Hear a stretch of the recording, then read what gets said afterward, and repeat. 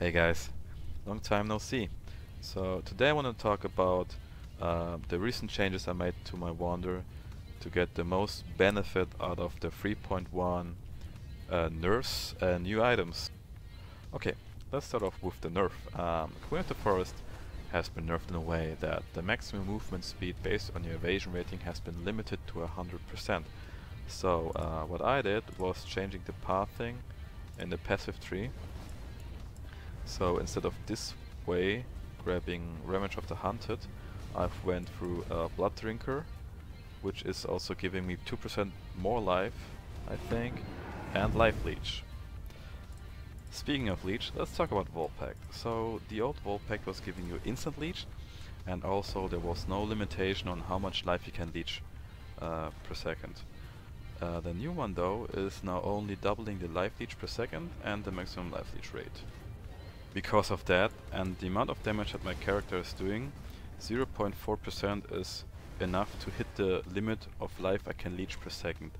And that's why I'm able to drop all the duelist life leech nodes and instead take a jewel socket. However, for you as a potential guide follower, you most likely have to take the duelist leech nodes until your character gets strong enough so that one node is enough to hit the limit of life you can leech per second. The next topic I want to talk about are Abyss Jewels, which are or can be really powerful. Also, many say that Viridian Jewels are now garbage, and that's not really true. Let me explain you why. For example, to be competitive to a percentage life roll on Viridian Jewels, you will need around 45 flat life on an Abyss Jewel.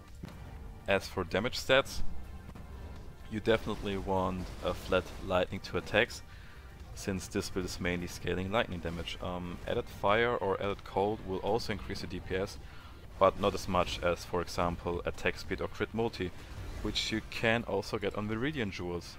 And since Viridian Jewels don't have tiers, they are a lot easier to roll.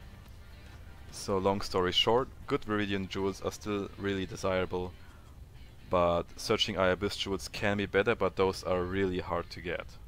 Speaking of all the Abyss Jewels and the flat elemental damage you can get on them, there's one item that pops instantly up in my mind, and that is Piscator's Vigil. So you have to know that I highly suggest to swap out the Piscator's Vigil wand at the very end of your gear progress. There are countless things you can do on other item slots to improve the DPS for less currency. However, once you upgraded all the other item slots, a Mirror Tier wand will give you around 30% more damage, and I think that's worth the currency, yeah. Another hot topic I want to talk about is the shield slot.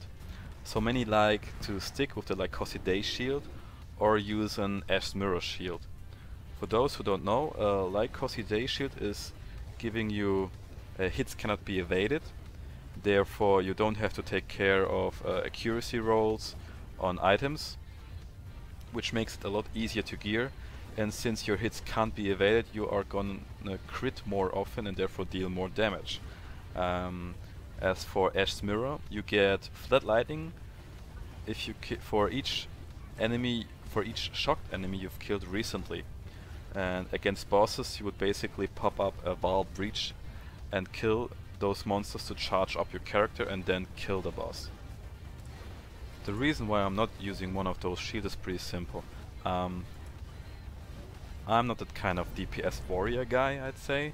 I'd like to scale the defense as much as I'd scale the offense, and therefore I'm using a rare shield, because rare shields offer me more life, more evasion and more movement speed. And yeah, currently I'm trying to get one with the resists I need and an attack speed roll.